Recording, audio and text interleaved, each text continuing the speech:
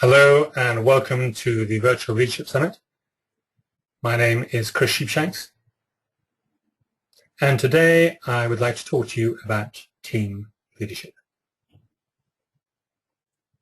Much of what we present here in this webinar has been developed over perhaps the last 10 years of working and coaching teams in both the private and the public sector, domestically and internationally, where we have been asked to support teams in becoming more effective and productive, gaining greater clarity on their vision, their mission, their ways of working, in order that they can serve the organization and the system and stakeholders better. In the last 2 to 3 years, however, we have also been commissioned to work with team leaders on a much more regular basis, whether that is senior managers, executives, chief execs or chairs, in supporting them by sharing with them some of our experience of what teams need to be successful and effective. This webinar, in the time we have available, shares some of those insights and thoughts, and we hope it will be of interest and useful for you. We will start with looking at what you are leading, in the recognition that there are many different types of teams. And for you to lead successfully, you need to understand what type of team you're leading. We'll look at what teams need in terms of some of the core characteristics and qualities that need to be in place for performance to be effective. And within that, the outer and the inner game of teams. The outer game being in terms of where some of those characteristics that teams need are applied, and the inner game in terms of the dynamics that occur when any group of people are brought together and have to work closely together in developing and achieving a common objective. And all of that also plays into, of course, the leadership style that you may choose to adopt or may need to adopt in leading that team successfully. In order that this webinar, however, can be more than just the download of information, I'm going to invite you now just to create your own point of reference. Invite you to have a little bit of reflection in thinking about some of the teams you've worked with, and particularly the great ones. So what's your experience been of working in the most effective team you've ever worked with? Whether that team is current or in the past, in sport, in work, or in another area. What's been your experience? What was it like when it worked well?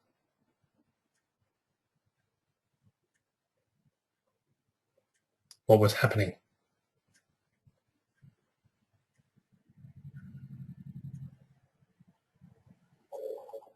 What did you experience when you worked with them? How did you think about this team? How did you feel about it?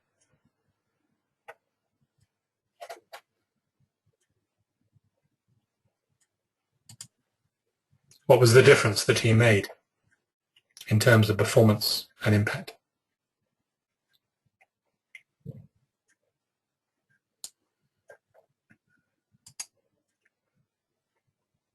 And what characterized the team's approach?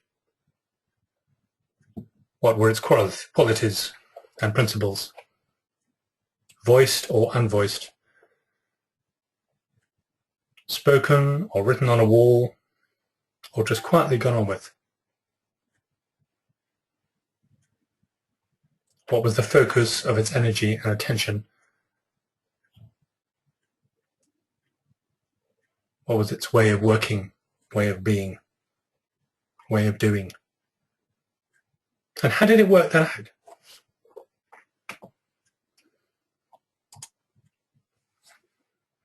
And how did the leader encourage or inspire the development and application of those characteristics?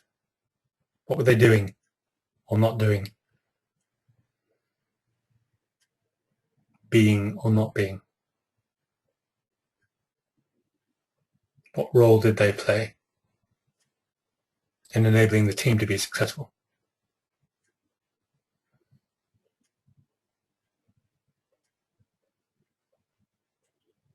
Maybe that leader was you. Maybe it's somebody you admired or respected for a quality they had.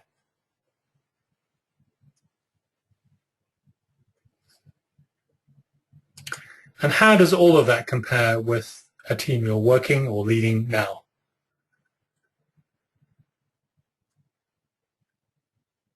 What does it tell you about what is present or not present?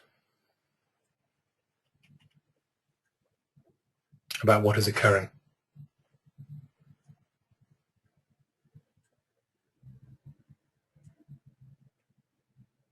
What does it tell you about teams and team leadership?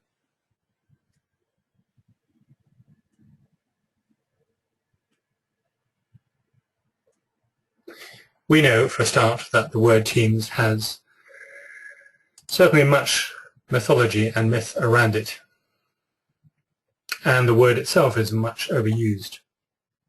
We like this quote by Patrick Lencioni, where John and I spoke on the dysfunction and function of teams. Not finance, not strategy, not technology. It is teamwork that remains the ultimate competitive advantage, both because it is so powerful and so rare. In our experience, that's often very true. Great teams are incredibly powerful, and they're also quite rare. They take a lot of work. So for you, as the leader of a team, what's required of you? And what sort of team are you leading? What's needed in this moment to lead that team more effectively? Two notable academics, Kazenbach and Smith, publisher of some seminal works, The Wisdom of Teams and the Discipline of Teams, have created some form of criteria which may support that inquiry, looking at both team impact, performance impact, and team effectiveness. Their characterization starts with looking at a working group, which, while not very effective as a team, actually has a great performance impact and is often a great place of work. It's a group, however, where there is no significant performance need or opportunity that would require it to become a team. It doesn't need to become a team. The members react primarily to share information, best practice and perspectives, and make decisions to help each individual perform within his or her area of responsibility. Beyond that, there's no realistic or truly desired common purpose or performance goals. It's an information group, and that's all, and doesn't need to be anything else. Moving along, excuse me, and down the curve is what we sometimes call a pseudo team or pretend team, a team that's paying lip service to the term. And here, this is often a group which has perhaps a lack of honesty, a lack of assertiveness. We often meet teams that tell us how good they get on with each other. And if you see them socially, you might believe it. When working together, however, there's often a lack of energy and creativity, or with the energy focused much more on the dysfunction of a relationship, point scoring or jockeying for position. It's a team that is yet to actually really engage with a common purpose. And that's different from a potential team as we move up the curve. There is some real engagement with the idea of a common purpose and objectives. Often, however, there has not been enough discussion or conversation or space given to really discussing that to a level where they can be clearly defined and agreed. There is still often a default into looking at individual objectives, even if there's a recognition that working in collaboration would be more effective. And the shift in working as a real team which is often typified by a relatively small number of people, somewhere between 6 and 8. A team who have complementary skills, are equally committed to a common purpose, goals, and a working approach, for which they crucially hold themselves mutually accountable. Relationships are healthy and open, and there are few hidden tensions. It's a great place to work. And sometimes that's all that's required. The idea of a high-performing team is much talked about, and in our experience, it's quite hard work. They certainly outperform other teams, but often, certainly in large organizations, there is seldom the opportunity for a group of people to be working so closely together for such a long time and on such a dedicated commitment or cause that enables them that high performance to emerge. Often people are moving in and out of the team, and the team is having to reform at many levels. One of the interesting things for us of high-performing teams, one of its characterizations, is that members of a high-performing team really care for each other. Not just in a nurturing sense, but they care that each person really brings all of themselves to the team and the task and the work before them. Working with all this, however, can be quite a challenge, for there are excuse me, there are many dynamics at play. Here, an extract from Ken Wilber, The Four Quadrants, gives you a little bit of an overview of some of the dynamics you're working with. The individual and the collective, the inner and the outer. And essentially for any team leader, this is a recognition that each individual member of the team has a slightly different desire and attitude and belief, a different sense of purpose or meaning, some different values. And somehow that needs to be synthesized into a common mission, a collective culture, some values that everyone can agree to. Equally, each individual may have some slightly different goals, knowledge, skills, standards, behaviors, and somehow that needs to be brought together into a common vision, a common strategy, a common code of conduct. And that can be hard work and can take a bit of time. Part of what we have learned over time is that there are a number of key criteria that teams often need. Here are a few. A clear charter, a clear commission, an understanding of why this team exists, what it is there to do and not do. Clear roles for the team itself and the members within it. And clarity on internal and external expectations. What is required of me is in being a member of this team. What's my job here? And what's the job of the team? How do other people see us? What do stakeholders want from us? What does the organization need from us? A clear mission that includes purpose and strategy, values and success. Ways of working, understanding interdependencies. A clear decision-making process that recognizes that we will actually seldom always be together, particularly in the global context in which many people now operate. Good interpersonal skills. A real recognition of how I personally show up as a leader. A good mix of technical and problem-solving skills. A recognition of gaps, where particular skills may be missing. And some form of disciplined commitment to reflective learning. Not a navel-gazing exercise, but an ability to reflect on our own effectiveness and take action to make it more effective.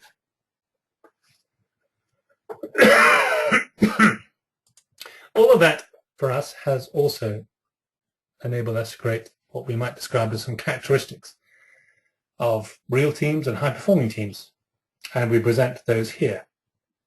And perhaps as a little exercise for yourself, you might have a scan through that list and just give it perhaps a score or a scale for each of those 9 criteria between 1 and 10, where 10 is high and 1 is low.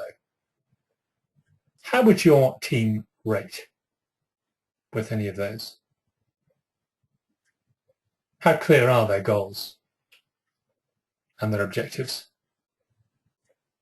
And how aligned and linked is that to the organizational vision, values and mission?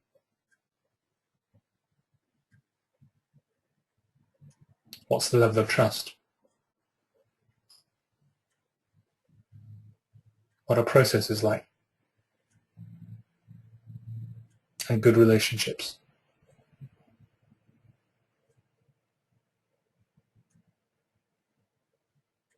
What's the level of emotional intelligence within the team?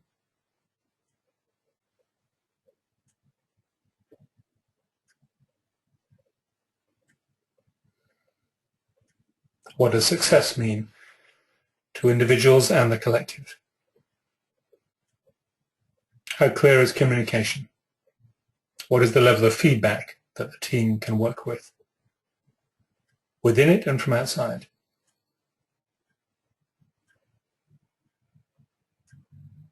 To what level of are there the right mix of capabilities?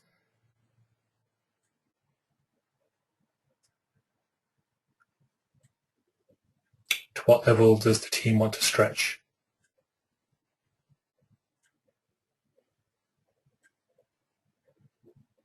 And how much is there real energy behind the team's vision and purpose?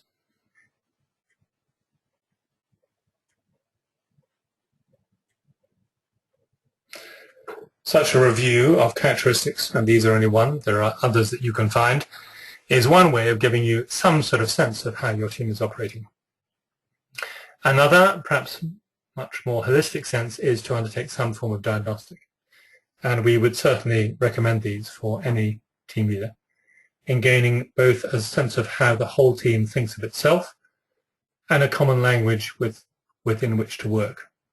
This particular one, called Team Accelerator, looks at goals, roles, processes, culture and connection, and invites each team member both to score themselves in terms of what is actually happening and what is required around each of those criteria. It gives you a blueprint, a temperature check of how to work well with each other. And that helps you perhaps begin to work with some of the big questions that we often think teams need to work with. It starts with an idea of what, how, and who. Interestingly for us, the word and question what is often taken for granted. There is often an assumption and an expectation that each member of the team is utterly clear on what is being worked on, the mission, the objectives, the values. It's simply a matter of how and who. Sometimes that clarity around the what is what you need to start with. And some work by Peter Hawkins, in his work, Leadership Team Coaching, may give you a starting point. This is a very simple exercise, inviting each member of the team to answer 4 simple questions with a minimum of 3 to 5 bullet points. It starts with purpose. Real clarity in terms of the primary purpose of this team is to what? What's your job here? What's the reason you exist as a team? It moves on to strategy. Asking each team member to think of the unique capabilities that distinguish what this team can do from the contribution of others. Part of the intent of this is to create a clear boundary, a remit for the team of where it needs to place its attention and where actually it doesn't. This is particularly in our experience for senior teams who, through often a heightened sense of responsibility and care, often get drawn into talking and discussing about issues and areas that actually they don't need to, that should be dealt with by one or two levels below them. The third question invites a recognition of the core values of the team, how they will work together and what they will role model in their engagement with others. In the recognition that every senior leader and every team is constantly being looked at by the rest of the organization. In role modeling behaviors and attitudes and ways of working that give permission for others to do the same, whether that is for the good or for the bad. And a vision. Something that is compelling. Something that the team would like to see and hear and feel in a time period that feels realistic. For each of those 4 questions, each team member is invited to, as I mentioned, write a few bullet points. And part of the work of the team is then to actually combine those into a single team mission. And part of the recognition for the team leader is it is the conversation around that synthesis, around the subtleties of different words and meanings and what people bring to the team that allows that collective collaboration to be created. It's very easy to short-time this, to make it a quick and easy job. And actually what teams need is the time to have the conversation around it. So a real deep sense of collective understanding is generated. Another way of doing it, of doing something similar, particularly starts with vision. This is called, excuse me, the lean coaching model. And it starts with step 1, with the concept of already having achieved your results, that you're already on top of the mountain. Thinking about what the team wants to have happen, what they want to see happening, what good looks like. Having got that sense of a future compelling state, it invites you to step back to the current state and just recognize actually what is happening now. Once you've got those 2 points, to move to step 3, which is the journey, thinking about what enables you to get there and what may block and what may be a bridge, before finally making some plans to make it happen. And realistic plans, not great grandiose plans that probably will never happen, but something that you can be done now in the next few days, and when you can go and check back on the results. So I invite you for this, as part of this webinar, just to practice and play with this a little bit. And just for you and your team, just perhaps have a discussion with yourself in prelim for a discussion you might have with your team of what's happening now, in describing a world in which your team is being really productive, collaborative, being a real place of learning, of sharing, spreading good practice and generating ideas. What would that look like?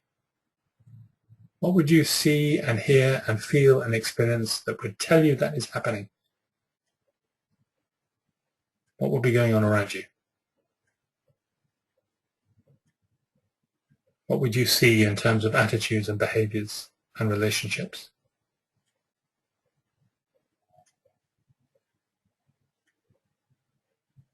What would you notice as you stepped into the room with the team? Or when you saw a team meeting in your diary, what would you like to be thinking and feeling about it?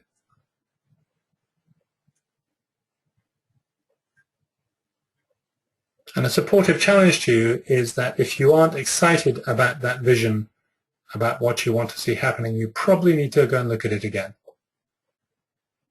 Because it needs to be compelling. It needs to be exciting if you and others are going to shift or change something in order to make it happen. Because otherwise it probably won't.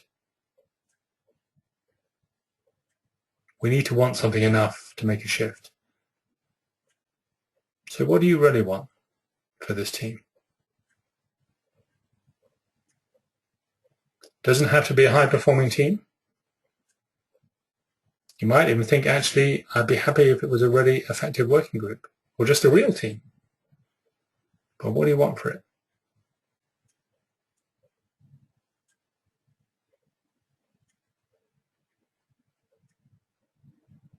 Just perhaps write a few words, a few ideas.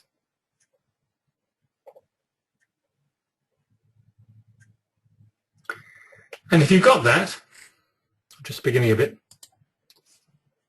give yourself time to think of the next stage of just being really honest and realistic about what is actually happening now. And in part of that honesty, we invite you to actually start with what's already working well. It's very easy to look at what's not working well, but just check in with actually what is working. What is happening that actually is good? Some strengths around the team and within the team. What's already working?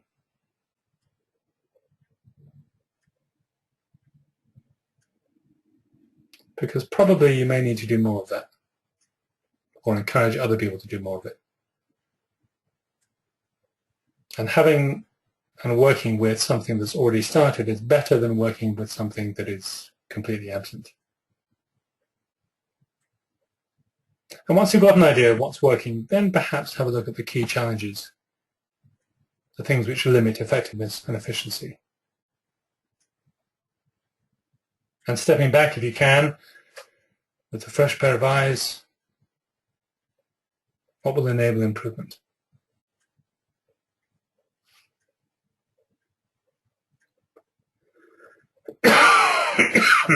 Excuse me. Having got a little point of where you want to be and where you are now,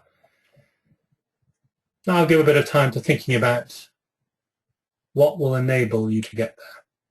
What will enable you to get from where you are to where you want to be? A key leverage point. Perhaps just think of one. Keep it simple.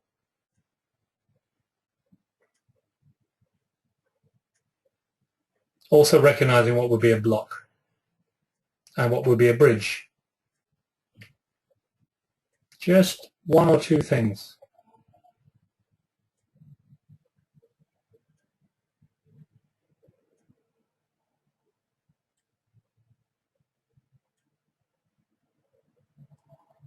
And they don't have to be the biggest elephants in the room. Just something you recognize would actually make a difference. And having got, I hope, one or two of those, then to actually make a plan to do something about it. Recognizing what you might do more of, less of, or differently. To actually go and do it.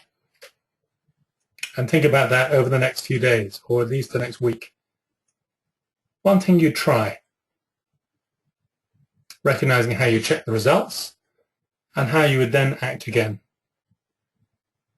By utilizing your experience of doing it into doing something, again, slightly different.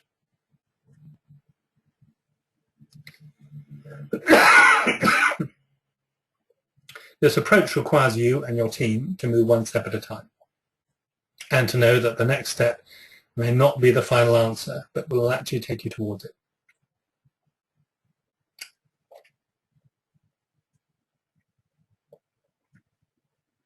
So I invite you to think, what do you need to do more of, less of, or differently? Just one or two things.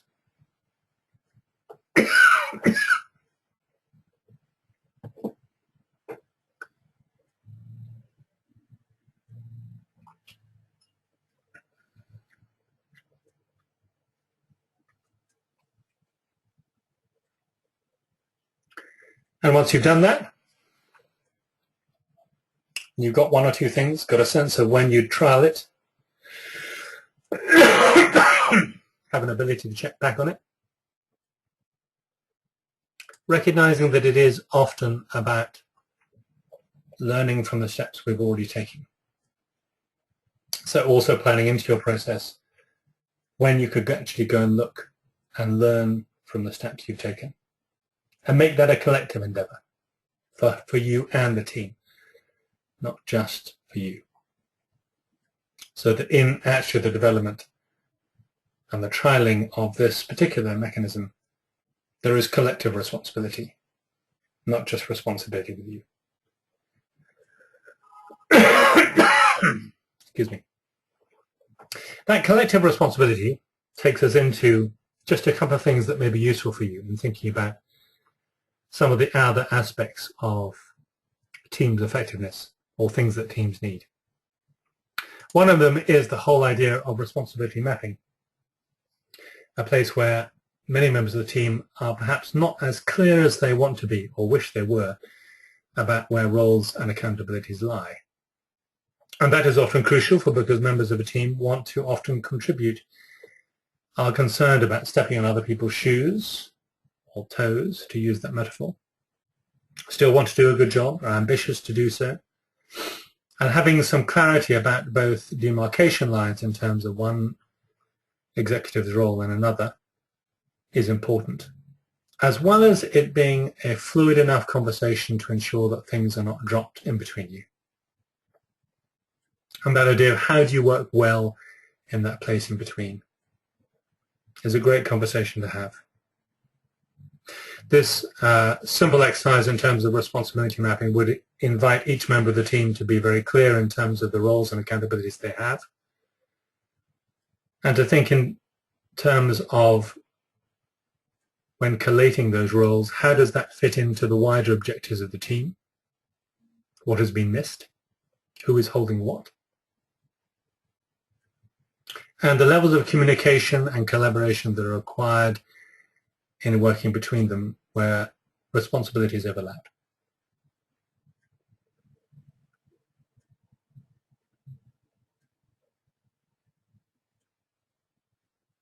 Another mechanism that is very well known is the RACI model. You can use that as well. And this concept, which may also be useful for the planning of meetings, something called Pegasus. We present it here not as the truth, but as just a framework in giving you some sense of some of the key criteria that are needed in meetings. The presentation of outcomes at the beginning of the meeting, being clear of what you want to achieve, being able to explain the criteria for a successful meeting, what it would look like, the exploration of the reality of the situation, options and ideas, being able to gain some level of agreement and consensus, and the space within the meeting for that to be talked about and discussed. A check of authenticity in terms of the congruence between participants' verbal and non-verbal behavior. The space for a team to actually ask for support from each other, one of the greatest ways of building team coherence. The use of challenge, being aware of relevancy, avoiding the proverbial rabbit holes around which people can disappear in too much detail, or the hijacking of the agenda for something that is of particular personal interest. And crucially, the summarization at the end of a meeting of the major decisions, the outcomes, and what is to be done next. And part of that takes us on to the concept of team disciplines and protocols. Again, from our friends Kazanbach and Smith, these can be seen as leader-inspired or induced, self-determined, or peer-encouraged. It doesn't really matter particularly actually where they come from, as long as the conversation starts, of what are actually our protocols of working together. And these can be simple in terms of timeliness, but also more complex in terms of process, particularly for senior leadership teams who are often looking at a highly complex and full agenda. And the recognition that the amount of work required in preparing for the meeting is often enormous, with a huge amount of paperwork to read and digest. How do you do that? How are you going to do that together? What are your agreements between each other about how you will work? Those are sort of some of the disciplines we are talking about. And actually working between you about disciplines you are prepared to commit to, both individually as a team member and as a team itself, can have an enormous impact in terms of the smoothness of process and flow and how you work well. It allows teams, when individual members may not actually like each other very much, to at least respect each other enough to work well together. You will doubtless be able to think of your own. Here are a few to consider. Some disciplines for team members and for the team itself.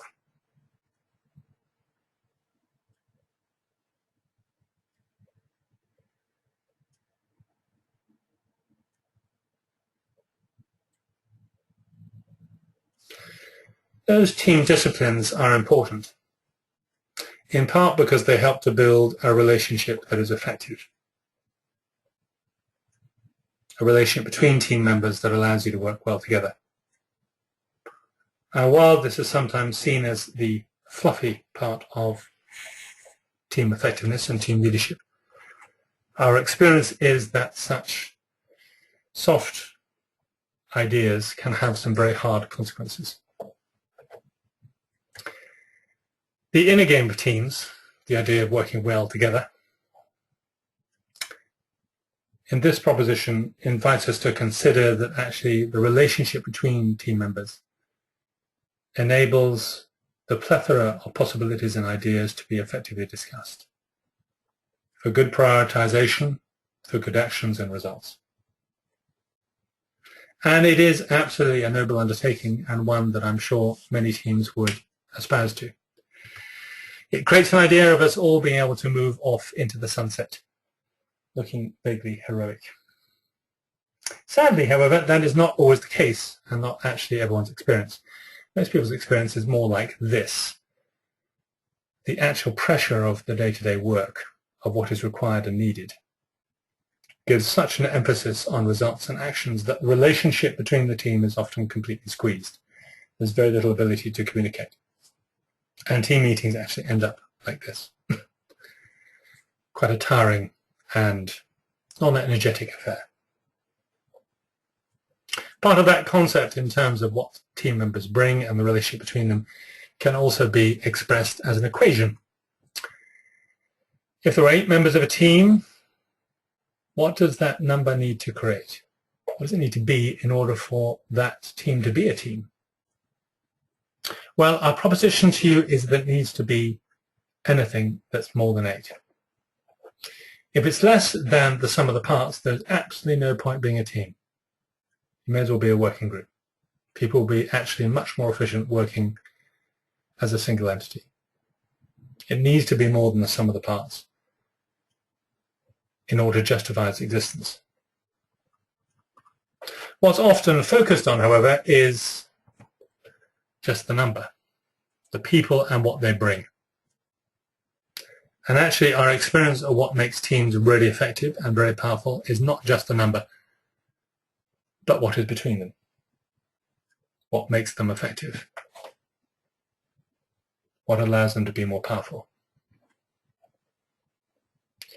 And that perception in terms of what team leaders and the team itself holds is important. For you, as particularly as the team leader, the perception you hold will have an impact. For how you see the team may influence to a large degree how the team sees itself. Sometimes simply known as the Pygmalion effect. If you think it is dysfunctional, it probably will become so. If you see it has potential and ability as the leader of the team, you will inspire it and encourage it. And that is part of the conversation we invite team leaders to encourage with their teams. A recognition of what can we do together that we cannot do apart.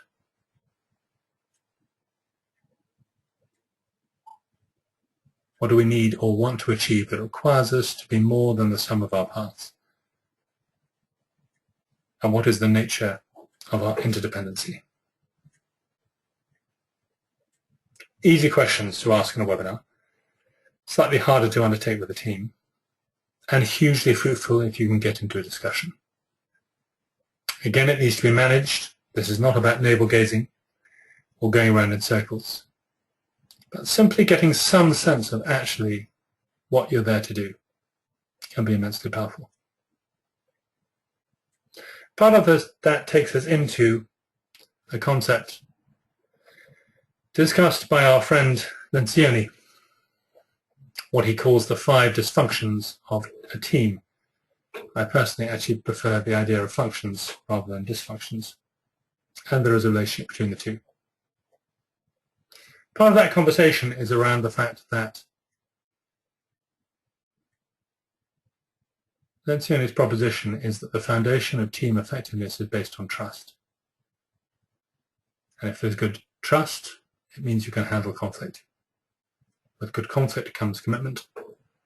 Through commitment, accountability and results. And there is a shadow of all of that. The dysfunction, the shadow of trust, is invulnerability.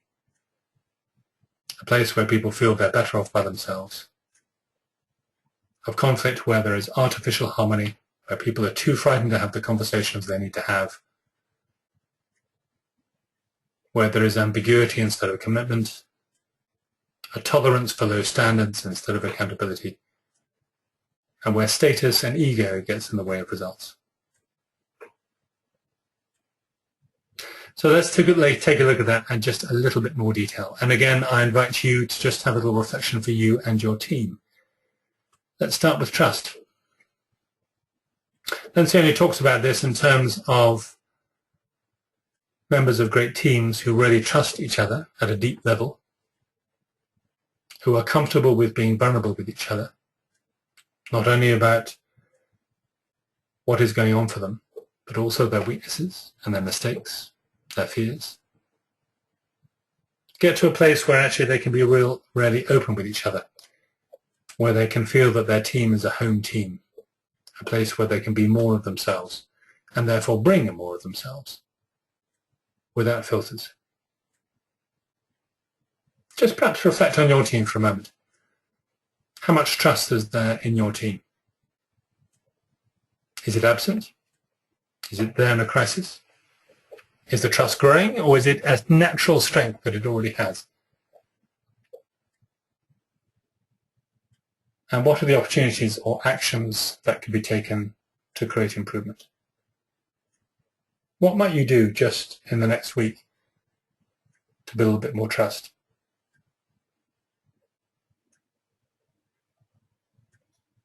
Trust is important in terms of this concept because of the next function or dysfunction.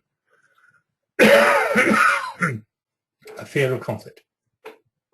And Lencioni would propose that teams that really trust each other are not afraid to engage in passionate debate and dialogue around decisions that are, for each member of the team, important. They're not concerned about or worried about disagreeing or challenging because there is real trust in the room. Trust that this is not personal, it's not an attack, it is a discussion. And I, in my role as a member of this team, need to be able to actually create rigorous debate in order for us to get to a better answer. It is changing the idea of conflict from something that is fearful and negative into something that is positive and fruitful. So again, just to invite a little bit of thought for you. How much productive conflict is there in your team? Is it absent? There in a crisis? Growing? Or is it a strength? And what could you do in the next week to improve it?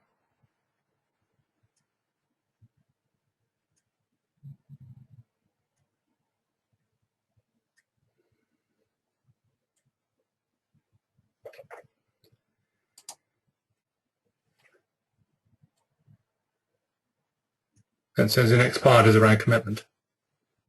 A recognition that if a team can actually positively engage in conflict, can actually have the debate, they will actually therefore be able to create genuine buy-in for the important decisions that face the team, because people will have had a chance to have a voice and to discuss it, because opinions have been raised and argued and considered, and there's a real sense that everyone has had a voice. And so real commitment is enabled. Instead of our experience with many teams where they pay lip service in the room to a decision and can often badmouth it or disagree with it once they're outside the room, which just creates a vicious circle. So again, just a little consideration for you. What's commitment like in your team?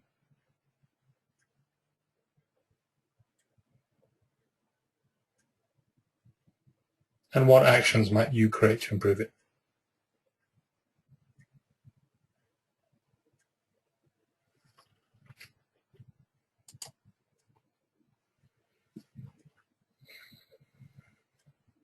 The fourth function or dysfunction is around accountability. Then said is proposition that teams that really commit to decisions and standards don't hesitate to hold each other to account.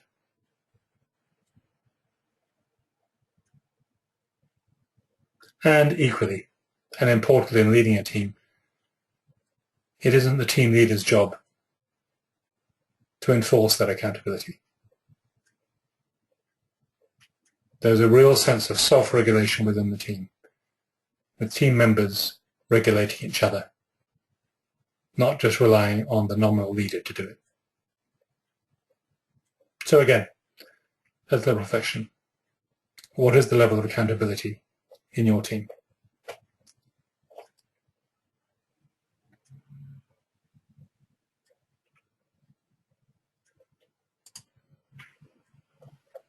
And finally, results.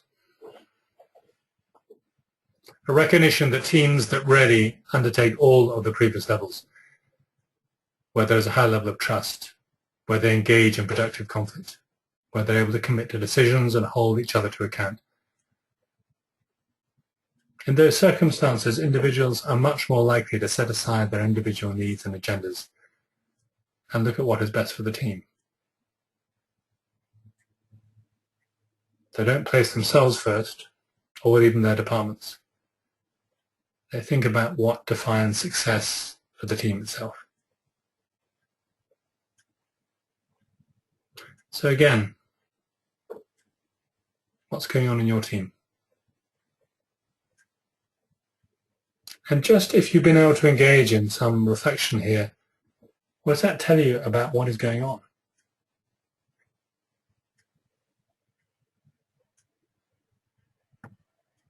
What is happening within your team?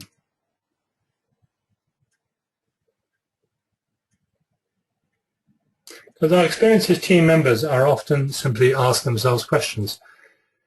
Here are some of them.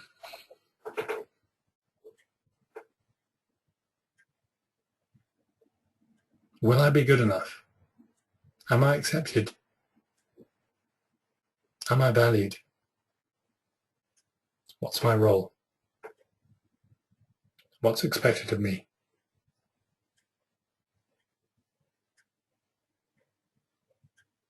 What opportunities exist? How can I find recognition? How clear am I on objectives or expectations?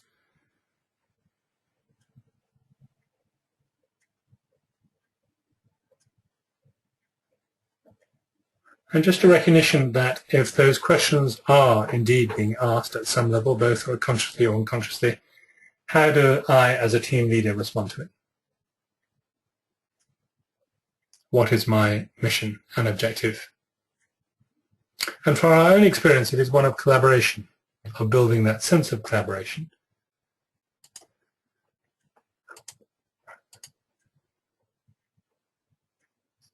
And part of that is inviting the team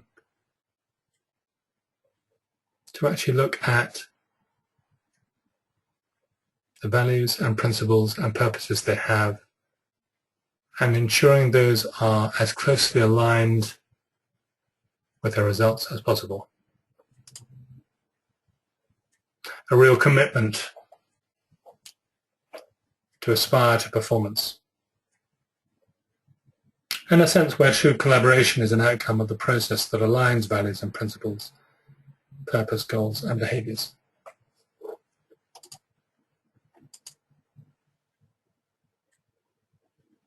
And effective collaboration being the focus of great teams. And here, in a few of our experiences, a few things that help in supporting that. Creating some urgency, some focused direction, role modeling, mutual accountability, clarifying team roles and team disciplines, and again, role modeling the qualities and values you wish that team to aspire to.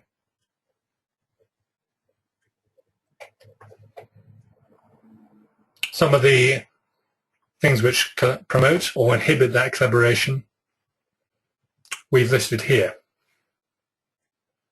And again, just gives you a chance to consider a little bit for yourself in terms of the team you're working with, of what is or is not occurring there. Just being curious to yourself, actually, how much do the team really enjoy being together? Excuse me.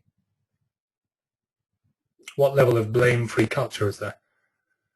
Or is it a bit different from that? What are you as the team leader role modeling?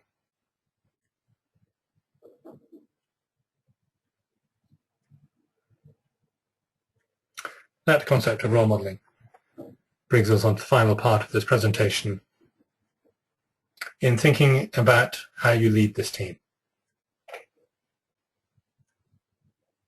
and what is required of you in doing so.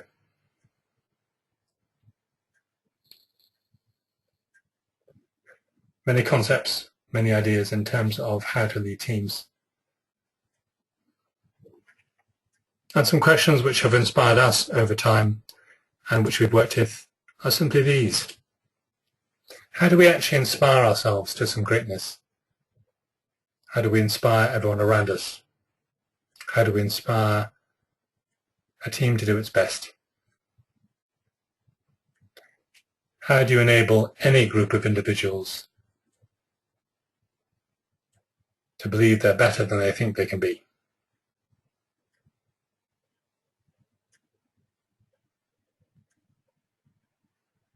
It's a great challenge of leadership, and one we know many are actively engaged with on a day-to-day basis. And sometimes it takes them a moment to pause.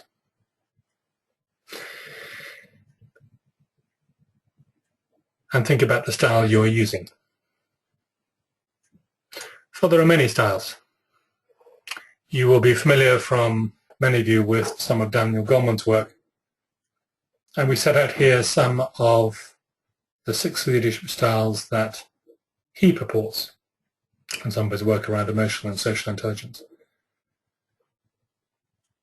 The different styles of the visionary, of coaching, of affiliative, of democratic, pace setting and commanding. And a recognition that actually all have their place, all are needed in certain times. And part of the development of any leader is their ability to be flexible and adaptive enough to respond to what is required in the moment in terms of the leadership style, as opposed to defaulting into simply one or another, the one that often feels most comfortable or which they are most at ease with. Part of that is recognizing that actually the team may need different things at different times, a different place of challenge, excuse me, or support, a level of provocation, or what might be considered a place of sanctuary,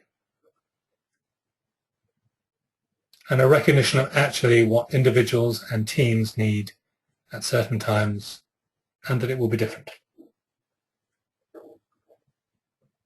The other challenge perhaps for every team leader is some of myths and legends, particularly the idea of what is now euphemistically called heroic leadership. We like this from Warren Bennis, this sense in terms of where our mythology refuses to catch up with reality, where we cling to a myth of the hero, of great things accomplished by larger-than-life individuals. Despite the evidence that actually most great things are done by great teams or groups.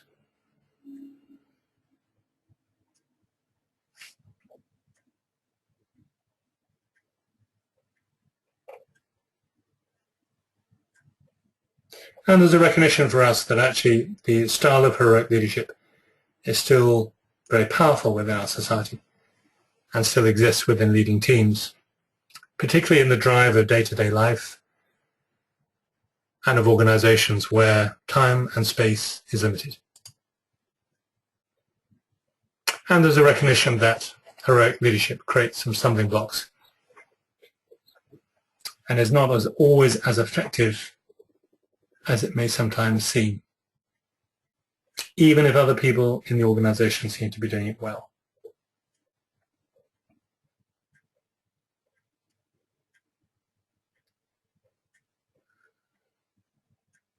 It creates some untold consequences that don't actually engage in effective teamwork. The proposition for you, from our experience, is an idea of servant leadership, a sense of the conductor, thinking of leadership as an act of conducting, recognizing actually that the conductor has no real power. His sole job is actually to make others powerful. And while responsible for the overall outcome, they are leading experts and some quite amazing people.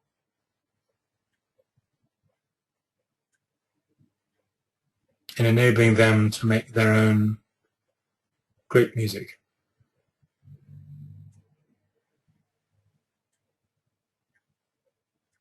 The idea for us of servant leadership, initially espoused by Robert Greenleaf, is that it reminds leaders that actually it's not really about them. It's about the people they lead and how they make them great. And our experience of great team leaders are often great servant leaders. A sense of real devotion to serving the needs of the wider organization, and particularly of focusing on meeting the needs of those they lead, bringing out the best of them, coaching them, supporting them, sometimes challenging them, facilitating growth, building a sense of community.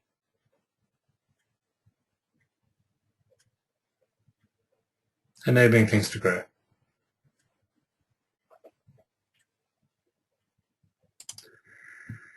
In summary, we've looked today at some ideas of what are you leading, the different types of teams that exist and that you're working with. Looking at some ideas of what teams need, the outer game teams in terms of some of the questions that need to be asked, and the inner game of teams in terms of trust, conflict, commitment, accountability, and results. And a leadership style in thinking about what great leaders do. We conclude this webinar with a few questions. And just invite you to think about that now. A final piece of reflection. Just inviting yourself to reflect on what is the shift needed in the team or group to meet the aspirations of all parties and all stakeholders. What's required of that team?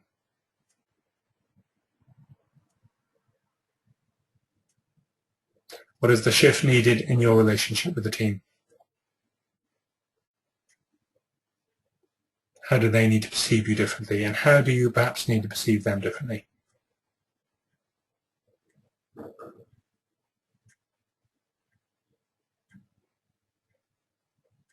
And finally, what is the shift required in you? to be the change you want to see in others.